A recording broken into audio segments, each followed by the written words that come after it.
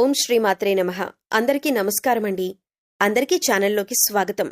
ఈ రోజు ఈ వీడియోలో మనం మేషరాశి వారి యొక్క ఫలితాల గురించి తెలుసుకునే ప్రయత్నం చేద్దామండి. ఈ రాశి వారికి 2025వ సంవత్సరం నవంబర్ 6వ తేదీ నాటి ఫలితాలు ఏ విధంగా ఉన్నాయి? అనుకూలమైన ఫలితాలా లేక ప్రతికూలమైనవా అన్నది ఈ వీడియోలో వివరంగా తెలుసుకుందాం. అలాగే ప్రతికూలమైన ఫలితాన్ని అనుకూలంగా మార్చుకోవటానికి ఈ రాశి వారు చేసుకోవలసిన దేవతారాధన, పాటించవలసిన పరిహారాలు అన్నీ కూడా చెప్పటం జరుగుతుంది. రేపటి రోజున పాటించవలసిన ప్రత్యేకమైన విధి విధానాలు, పంచాంగ వివరాలు కూడా ఈ వీడియోలో చెప్పబోతున్నాం. కాబట్టి ఈ వీడియోని ఎక్కడా కూడా స్కిప్ చేయకుండా చివరి వరకు చూడండి. మీ వంతు సపోర్ట్గా ఈ వీడియోని లైక్ చేసి మీ ఫ్రెండ్స్ అండ్ ఫ్యామిలీస్కి షేర్ చేసుకోండి.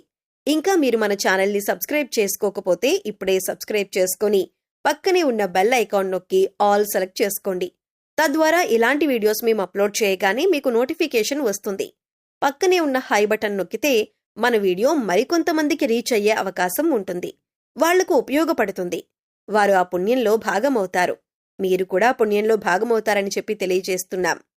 ఈ రాశివారి దినఫలాలు తెలుసుకునే ముందు శ్రీభక్తి కుటుంబ సభ్యులందరికీ హృదయపూర్వక నమస్కారాలు.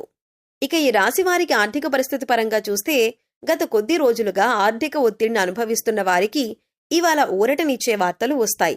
లాభదాయకమైన ఒప్పందాలు కుదురుతాయి. అనుకున్న డబ్బు రావటం చేత పాత బాకీలు తిరిగి రావచ్చు. బిజినెస్ డీలింగ్స్ లో శుభ ప్రభావం ఉంటుంది.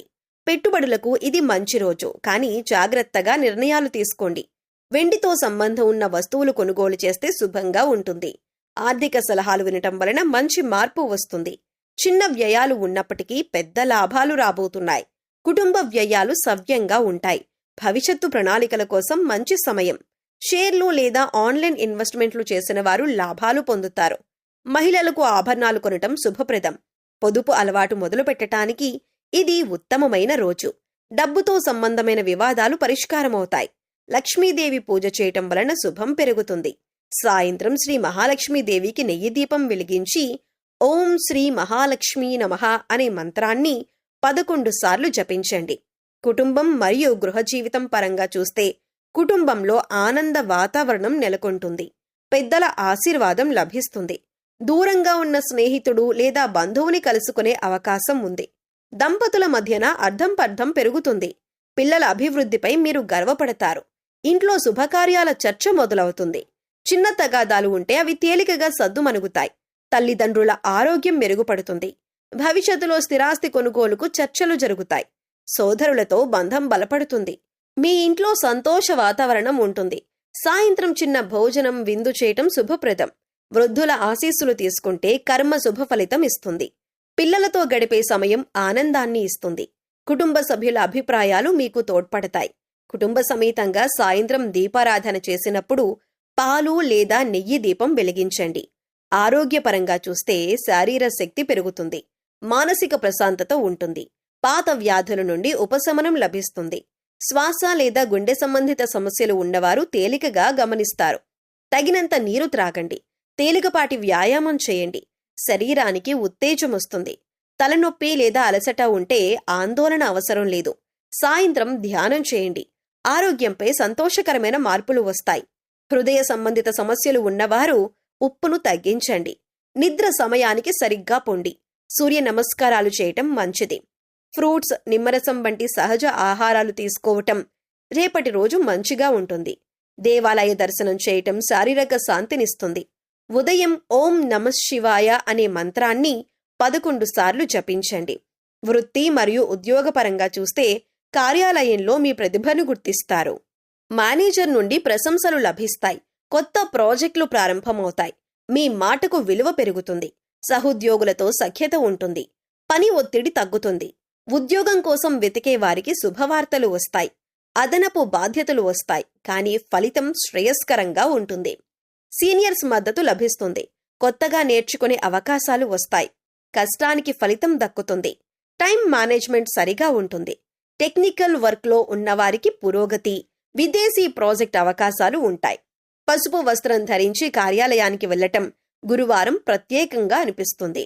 అయితే వీరు ఏదైనా పనిని ప్రారంభించేటప్పుడు 10 సార్లు ఆలోచన చేస్తారు.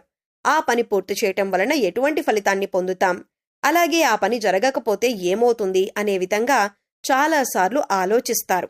అలాగే వీరు ఏ పనిని అప్పగించినప్పటికీ సహనంతో పూర్తి చేస్తారు. వీరు కుటుంబంలోని వ్యక్తులకు అధిక ప్రాధాన్యతనిస్తారు.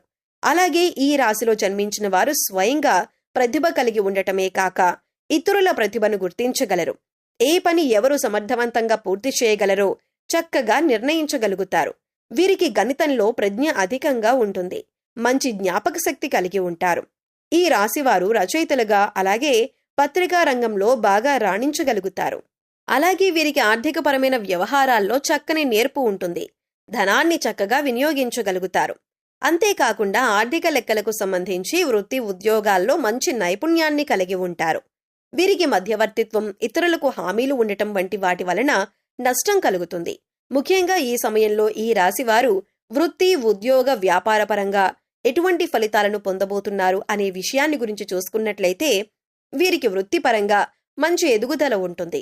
చేపట్టిన ప్రతి పనిలోనూ విజయాన్ని పొందుతారు. చేతి వృత్తుల వారికి ఆదాయ మార్గాలు పెరుగుతాయి. అలాగే నూతన వ్యాపారాలను ప్రారంభించాలి, కొత్త పెట్టుబడులు పెట్టాలి అనే వారికి ఈ సమయం అద్భుతంగా ఉంటుంది. అలాగే వీరు ఈ సమయంలో వ్యాపారపరంగా లాభాలను పొందుతారు. వీరికున్నటువంటి క్రియేటివిటీతో నూతన ఆలోచనల ద్వారా వ్యాపారాభివృద్ధికి కావలసినటువంటి నూతన మార్గాలను అన్వేషిస్తారు. వ్యాపారాన్ని అభివృద్ధి చేయగలుగుతారు. అయితే భాగస్వామి వ్యాపారాల్లో మాత్రం తగు జాగ్రత్తలు తీసుకోవాలి.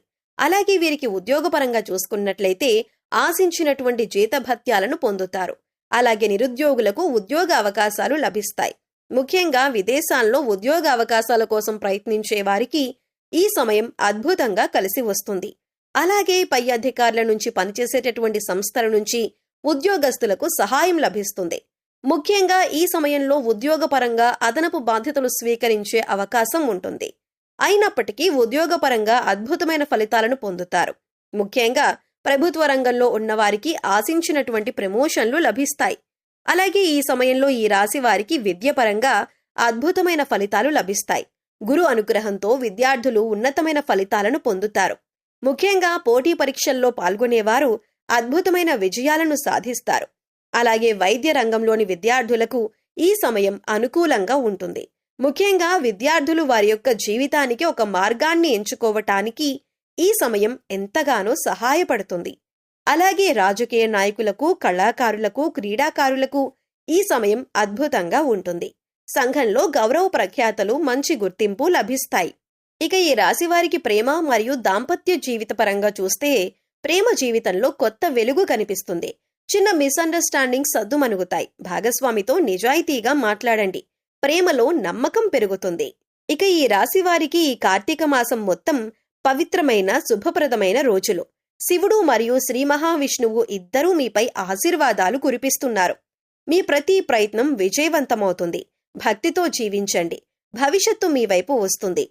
ఈ రోజు శివాలయానికి వెళ్లి బిల్వపత్రం సమర్పించి పాలు అభిషేకం చేయండి. పాపక్షయం, ధనలాభం, ఆరోగ్య ప్రాప్తి ఈ రాశి వారికి కలుగుతుంది. ఓం నమః శివాయ. ఓం నమో నారాయణాయ. ఈ వీడియో మీకు నచ్చిందని అనుకుంటున్నాను. నచ్చితే లైక్ చేయండి. మీ ఫ్రెండ్స్ అండ్ ఫ్యామిలీ మెంబర్స్లో మేషరాశి వారు ఉంటే వారితో షేర్ చేయండి. ఇంకా మీరు మన ఛానల్ని సబ్స్క్రైబ్ చేసుకోకపోతే సబ్స్క్రైబ్ చేసుకొని పక్కనే ఉన్న బెల్ ఐకాన్ నొక్కి ఆల్ సెలెక్ట్ చేసుకోండి. పక్కనే ఉన్న హై బటన్ నొక్కటం ద్వారా మన వీడియో మరికొంతమందికి రీచ్ అవుతుంది.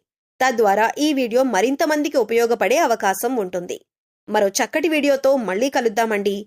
అంతవరకు సెలవు. నమస్కారం. Thanks for watching. ఓం శ్రీమాత్రే నమః.